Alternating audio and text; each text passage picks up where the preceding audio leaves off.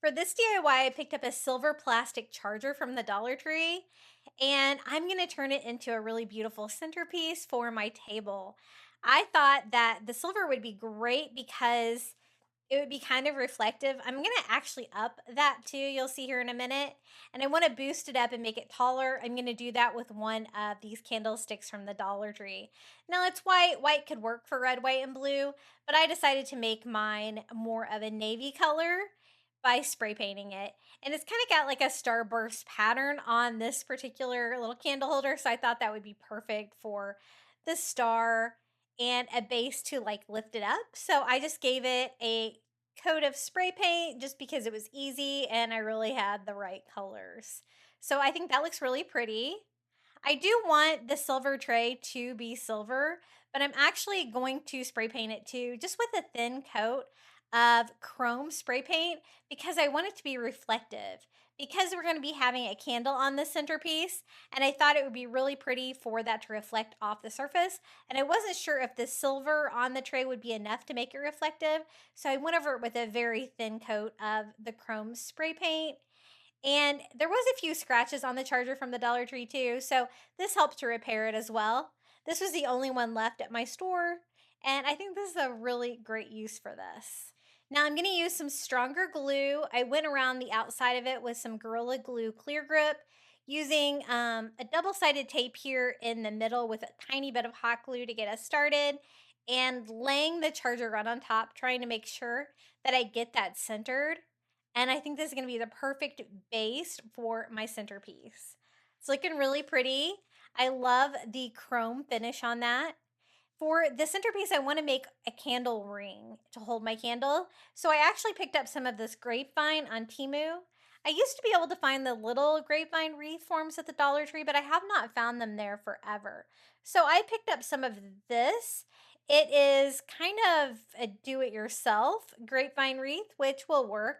It's about what I need, the right size. I'm just going to go ahead and cut it in half because that's about all I'm going to need to make a wreath.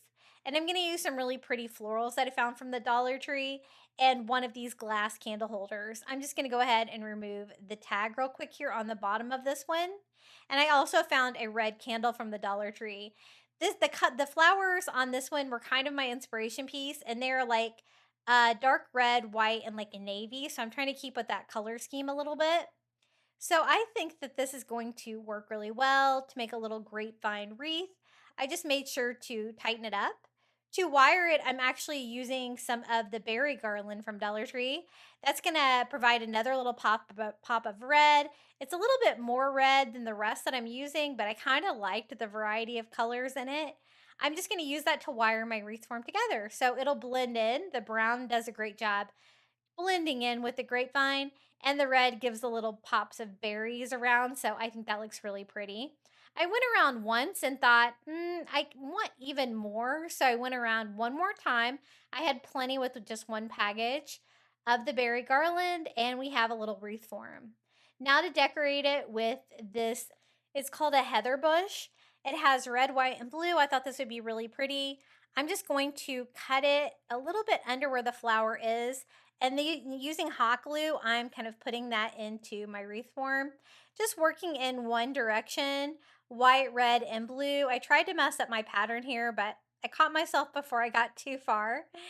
And I want to go around just slightly overlapping it and shaping it as I go. And this is going to provide a fun, like classic candle ring that I think is going to look really pretty around the candle on that like centerpiece.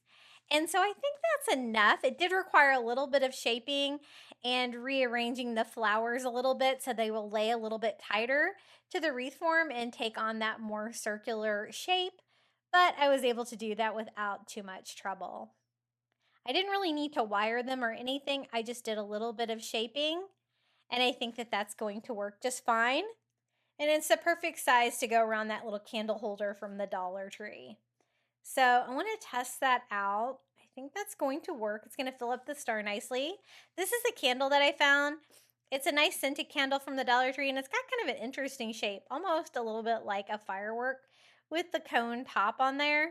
I thought that would be really pretty, and I'm also going to take some white sand from the Dollar Tree and just put that underneath of it. Since I have the navy for the candle holder itself down below, red candle, white sand, so we have the red, white, and navy color scheme. I'll just place that right in there and this DIY is complete. I think this is gonna look really cute on my table for the 4th of July. It's really pretty during the day. This is what it looks like during the day.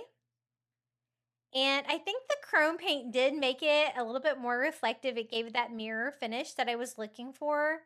And I'm kind of glad that I painted the candlestick navy as well. I think it looks really pretty like that.